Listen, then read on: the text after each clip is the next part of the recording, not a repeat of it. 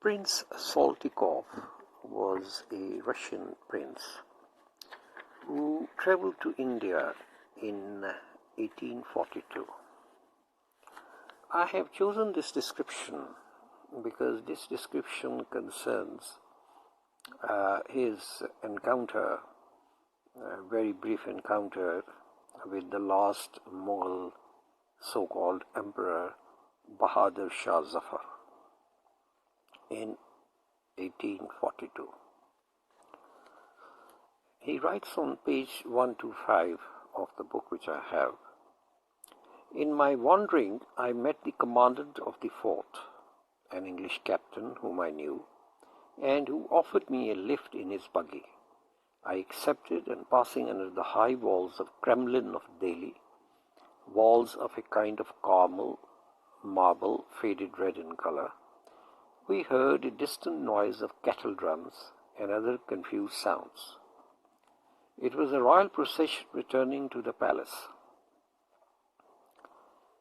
My guide said, 'Let us slip through here,' indicating a huge gateway under which an elephant would have appeared as small as a mouse, with heavy gates of yellow copper studded with pointed nails. Into the first courtyard of the palace, and we shall see the procession.' This we did, and took our stand under a tree with spreading branches. The noise of the drums and other instruments rapidly grew louder, but it was nearly dark when the Mughal cavalry appeared two by two. They entered by the huge gate, crossed the courtyard, and disappeared through another door of the immense building. After the cavalry, who were quite numerous, came several litters and carts drawn by the bullocks. Then the crowd of musicians burst into the courtyard, making as much noise as they could on their drums, trumpets, etc. Suddenly in the torchlight we saw a withered old man with a severe expression, seated upright under a canopy in a chair carried by the servant. This was the emperor himself. He has acceded to throne in 1837. He was followed by 20 elephants in no sort of order, some with gilt standards, others with drummers who made full use of their drums. One must say that the emperor's musicians earned their pay. They seemed possessed with a demonic energy. The elephant moved on with the mournful and deliberate gait which is characteristic of them, and was followed by 20 horsemen loitering along with huge hookahs, flags. Then silence fell once more. I forgot to mention that the emperor, while seated in his chair, held the curved mouthpiece of an immense hookah which was carried behind him. In the deathly light of the torches he looked like an embalmed corpse, as dark as a mummy and decorated with a tinsel. The commandant offered to put me in his quarters in the fort, and I gradually accepted.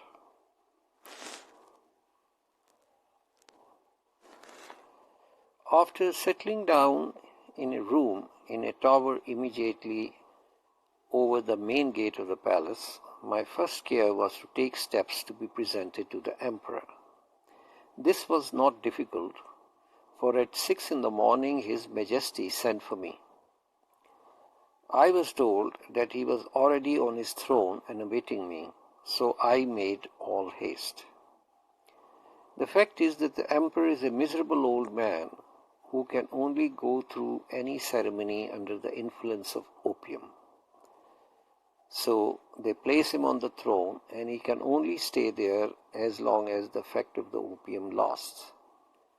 By various doors and passages I reached a vast court, at the end of which I had hardly caught sight of the emperor on his throne, under a canopy of white marble carved and gilded, when I was told to make 3 profound bows. My name was proclaimed as well as the pompous style and titles of the Emperor, Lord of the Universe. Then they led me rapidly towards him. The throne was a marble platform surrounded by a balustrade. Instead of a brilliant court, emptiness reigned around the monarch. Some old servants stood by shabbily dressed and carrying silver wands. 2 young lads, relatives of the emperor, I suppose, were seated or half lying on the foot of the throne. The emperor looked haggard. His eyes sometimes sparkled with a strange brilliance and sometimes became dull as pewter. He seemed to be trembling. I had provided myself with 10 pieces of gold, worth 40 francs, and as I had been instructed, I moved quickly towards the throne, made 3 more bows, and gave His Majesty 3 of the pieces which he placed near him. Then I was hastily led across the court into a sort of wardrobe, where they muffled me up in the most extraordinary garment I have ever seen, of the kind of cloth of gold and silver that one sees used in church, but much too long for me. Over this, with some difficulty, they pulled a tight jacket of cloth of silver. Then over my head they twisted a long band of silver material, then another, then a third. Lastly, a kind of stole was thrown over me. Thus arrayed, I was made to hasten back to the darbar, that is to say, to reappear before His Majesty, which I did holding up my long robe in my 2 hands. The herald cried once more till I was nearly deafened, and I repeated my salutation. The commandant of the fort was there as well another Englishman, the resident Metcalf. In my comic dress, I hurried to the steps of the throne once more, and I expressed my appreciation by handing 3 more pieces of gold to the emperor, who was pleased to receive them. Upon this, a brilliant diadem of precious stones were brought to him, which he attached with his own hands to my turban, and while I remained in a respectful position. Finally, he placed a collar of pearls round my neck and invested me with his sword of honor. After each of these gifts, I slid a piece of gold politely into the imperial's palm, as one does to doctors in England, and he appeared satisfied, poor man, though he seemed like automaton. His robe was of velvet, made to imitate leopard skin, curiously decorated in place and trimmed with bands of sable or some other light fur. His face was withered, dark, and emaciated, as were his hands. He had an aquiline nose, hollow cheek, few teeth, and a thin beard dyed reddish-black, almost violet. His eyes were darkened with antimony. This aged man, whom I saw on the throne, was Bahadur Shah, the descendant of Tamur Lung. In my splendid robes decorated in arm, I rapidly left the imperial presence, not without several more bows, and hearing the herald proclaim the glory of the emperor and my own gratitude. But at the moment of withdrawing from this curious entanglement, into which I should never have entered had I realized that I was going to be made such a fool of, I was stopped and told that the heir apparent has been unable to attend owing to indisposition, but that it would be correct to send him a piece of gold or 2, and that in fact he rather expected it. I therefore sent him 1. At the same moment a horde of greedy servants surrounded me and gave me to understand that it was the custom on such occasion to give them ₹100, but I sent them packing. I certainly did not expect presents of any great value from the fallen emperor, yet I was astonished on getting home and taking off my costumes, which looked like that of a public dancing girl, to find that my diadem of jewels was composed of coarsely painted pieces of glass, as little like precious stones as possible, and so badly struck together that it broke up like gingerbread. The commandant's children amused themselves by picking up the bits of glass to give to me, and I was annoyed to see that it would be impossible to keep the fragments as a souvenir of this farce. However, I sent the rest to the bazaar to be pieced together as well as they could be done.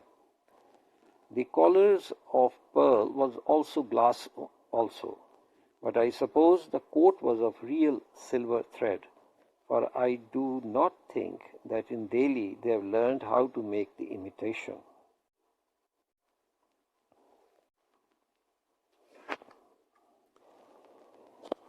As a side note, the prince which is referring to is Fakhruddin, who agreed in 1852 to evacuate the fort on his father's death and go to live near Qutb. Probably as a result, he succumbed to a mysterious attack of cholera in July 1856. Lord Canning now decided to put an end to the sham imperial dignity altogether, and it was settled that Mirza Muhammad Qaishaku, the eldest surviving male, should be recognized as the head of the family only on his father's death, and the title of emperor should cease with Bahadur Shah. This was just a side note. And proceeding further, however small the value of the gift, the English were bound to hand them over to the company's treasury. But as a foreigner, I was allowed to keep the emperor's presents, and they even offered to pay the price from the imperial treasury if I wanted to give them back. This was so they might be used again on a similar occasion. The price was only 40 rupees, but in any case, I wanted to keep all this rubbish as a curiosity. I have learned today of the terrible things that go on within the precincts of the palace, where alone the emperor is absolute. It is quite as big as Kremlin, surrounded with high walls of red marble with towers upon them, the whole in the Saracenic style.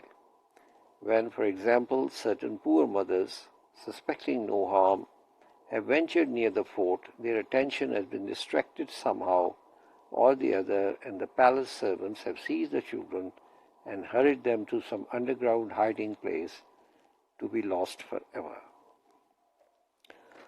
Obviously, this is not a very nice picture of Bahadur Shah in 1842, which is showing him as a sick man, as an opium addict, and not really firmly in control of even the fort.